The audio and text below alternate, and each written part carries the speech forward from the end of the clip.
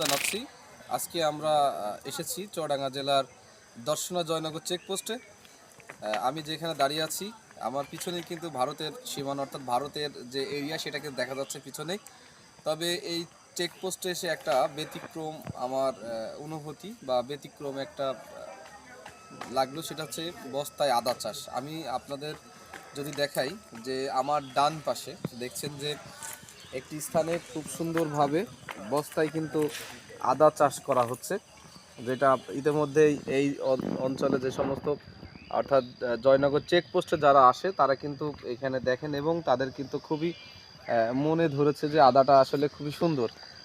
যে দেখছেন যে জায়গাটাতে কিন্তু এটা পরিত্যক্ত জায়গা, সে জায়গায় কিন্তু এই জায়গায় আদা চাষ করছে এবং বস্তায় আদা চাষ, যেটা গাছের তলায় ছায়াতে আছে এবং খুব সুন্দর গাছ হয়েছে, চমৎকার গাছ এখানে।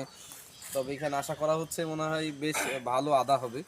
তবে এই আদাটা আসলে এই এরা এখানে যারা দর্শনার্থী আসে তাদের কাছে কিন্তু খুব সুন্দর লাগে যে আসলে সচরাচর আদা কিন্তু আমরা দেখেছি বিভিন্ন জায়গাতে চাষ হয়।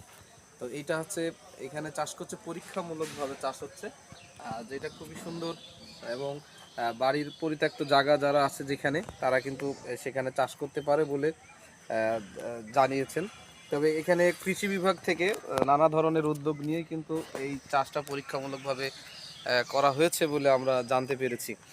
তো দেখছেন যে খুব সুন্দর এখানে আদা চাষ করছে, প্রায় এখানে 1 শতক জমি জুড়ে কিন্তু এই বস্তায় আদা চাষ করা হচ্ছে এবং এই আদাটা দেখছেন যে বস্তার ভিতরে মাটি রেখে কিন্তু এখানে আদা লাগানো হয়েছে।